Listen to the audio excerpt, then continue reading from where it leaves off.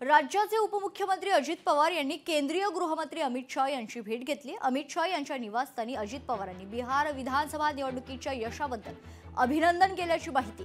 मात्र उपमुख्यमंत्री अजित पवार यांच्या अमित शहांच्या भेटीमुळे आता अनेक राजकीय तर्कवितर्क लावले जात आहेत। या भेटीत दोनही नेत्यांमध्ये राज्यातील काही महत्त्वाच्या विषयांवर चर्चा झाल्याची माहिती समोर आली आहे। तर दुसरीकडे पार्थ पवार यांच्या पुण्यातील जमीन घोटाळा आरोप प्रकरणाच्या पार्श्वभूमीवर या भेटीला मोठं महत्त्व प्राप्त झाले। शुक्रवारी रात्री दोनही नेत्यांमध्ये जवळपास 25 मिनिटे चर्चा झाली आहे। या भेटीतील चर्चेचा तपशील जरी कळू शकलेला नसला तरी या भेटीमुळे अनेक राजकीय चर्चा रंगू लागल्या।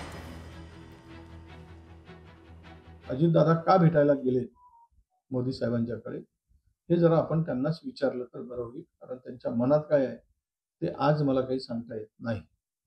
म्हणजे शेवट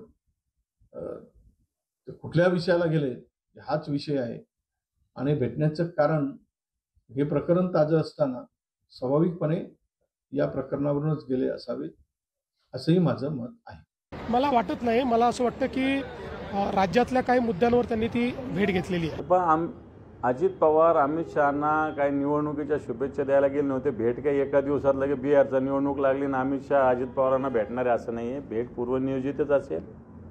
जे पार्थ पवाराचं प्रकरण आहे हे पूर्ण देश पातळीवर गेलेलं आहे। याच्या ज्या पद्धतीनं 1 रुपयाचाही व्यवहार न करता असं ते म्हणतात, सरकारची जमीन पार्थ पवारच्या कंपनीच्या नावावर करण्यात आली। मला वाटतं हे तर दिव्यच एक लोकशाही मराठी ऐका, पहा, जागरूक रहा।